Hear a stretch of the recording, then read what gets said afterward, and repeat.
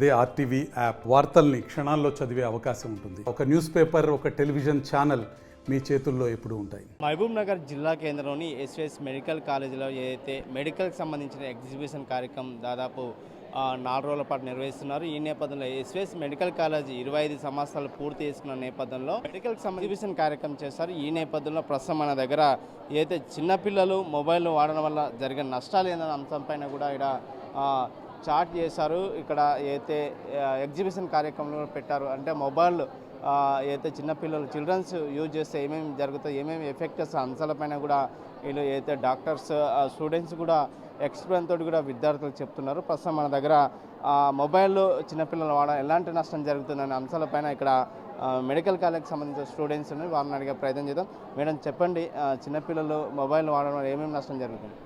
అందరికీ నమస్కారం. ఈ మధ్యకాలంలో మొబైల్ అడిక్షన్ అనేది చాలా కామన్ అయిపోయింది. అది పెద్దవాళ్ళల్లో కానీ చిన్న వాళ్ళల్లో కానీ. అడిక్షన్ అని మనం దేన్నైనా ఎప్పుడు అంటాం. ఇప్పుడు మొబైల్లో కూడా మనకు చాలా అవసరమైన విషయాలు ఉంటాయి. వాటి కోసం వాడినప్పుడు దాన్ని మనం అడిక్షన్ అనం.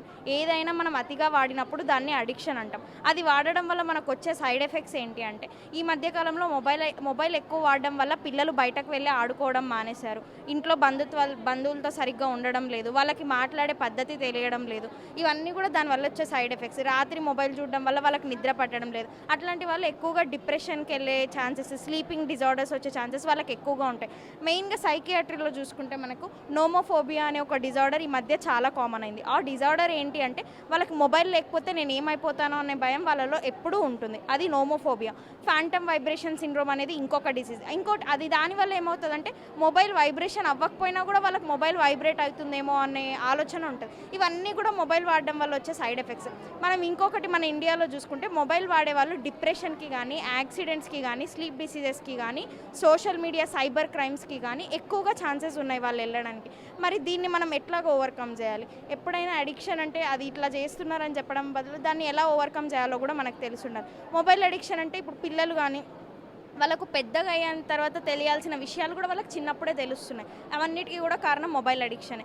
దాన్ని మనం ఎట్లా ఆపాలి? పిల్లల్ని ఒకవేళ అది మనంతకు మనం ఆపగలిగితే సరే, లేకపోతే మనం ఒక కౌన్సిలర్తో కానీ, ఒక సైకియాట్రిస్ట్తో కానీ హెల్ప్ తీసుకోవచ్చు. ఇంకోటి, మొబైల్ అడిక్షన్ ఎట్లా ఆపాలి? ఫస్ట్ ఆ పిల్లలు ఎక్కువగా ఏవైతే యాప్స్ ఆడుతున్నారో, ఏవైతే మొబైల్ వాడుతున్నారో దాన్ని మనం రిస్ట్రిక్ట్ చేయాలి. ఆ యాప్స్ తీసేయడం కానీ, మొబైల్ సైలెంట్లో పెట్టి వాళ్ళని దూరంగా పెట్టడం కానీ చేయాలి. పిల్లల్ని బయటకు వెళ్ళి గేమ్స్ ఆడమని చెప్పాలి. ఒక కొత్త హ్యాబిట్, ఇప్పటిదాకా వాళ్ళకి లేని హ్యాబిట్, ఒక అలవాటుని ఏదన్నా చేసుకోవాలి.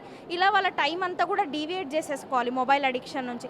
ఆటోమేటిక్గా అప్పుడు మనకు మొబైల్ వాడడానికి టైం ఉండదు. ఇవన్నీ చేసి మనం మొబైల్కి దూరం అవ్వాలి. ఇంకా పాసిబుల్ కాకపోతే అప్పుడు మనం ఒక కౌన్సిలర్తో కానీ, ఒక సైకియాట్రిస్ట్తో కానీ హెల్ప్ తీసుకొని ఈ అడిక్షన్ ఎట్లా ఓవర్కమ్ చేయాలి అనే సలహాలు తీసుకొని మనం ఓవర్కమ్ చేయొచ్చు. మేడం, ఒకవేళ పిల్లలు మొబైల్ వాడడం వల్ల ఎఫెక్ట్ వస్తే ఎలాంటి చికిత్స తీసుకోవాలి? ఇందులో చికిత్స అంటే మనకు జనరల్గా ఏముండదు. మనం సైకియాట్రిస్ట్ దగ్గరికి వెళ్ళినా, కౌన్సిలర్ దగ్గరికి వెళ్ళినా వాళ్ళు మనకు మెయిన్గా చెప్పేది చికిత్స ఇక్కడ మనకు అవసరం పడింది మన బాడీలో ఏదో లోపం ఉండడం వల్ల కాదు, మనం ఏదో ఎక్కువ చేయడం వల్ల వస్తుంది. ఆ ఎక్కువ చేయడాన్ని మనం తగ్గించాలి. మొబైల్ ఎక్కువ చేస్తున్నాం, ఆటోమేటిక్గా ఇప్పుడు ఆ మొబైల్ ఎక్కువ చూడడం వల్ల వాళ్ళ కళ్ళ నొప్పులు, తలనొప్పులు ఇవన్నీ కామన్ అయిపోయినాయి. అట్లని మొబైల్ లేకుండా ఇప్పుడు నడవడం కూడా చాలా కష్టం అవుతుంది వాళ్ళ పనుల కోసం. ఇక్కడ మనం ఏం చికిత్స ఇస్తాం? జనరల్గా ఇప్పుడు ఎవరైనా వచ్చి మొబైల్ అడిక్షన్ కోసం అడిగితే మనం ఏం చికిత్స ఇస్తామంటే, అసలు వాళ్ళు ఎంత టైం దాని మీద స్పెండ్ చేస్తున్నారు, వాళ్ళు స్పెండ్ చేయడానికి గల కారణాలు ఏంటి, అది వాళ్ళకి నిజంగా అవసరమా కాదా, ఇవన్నీ మనం వాళ్ళ దగ్గర నుంచి తెలుసుకోవాలి.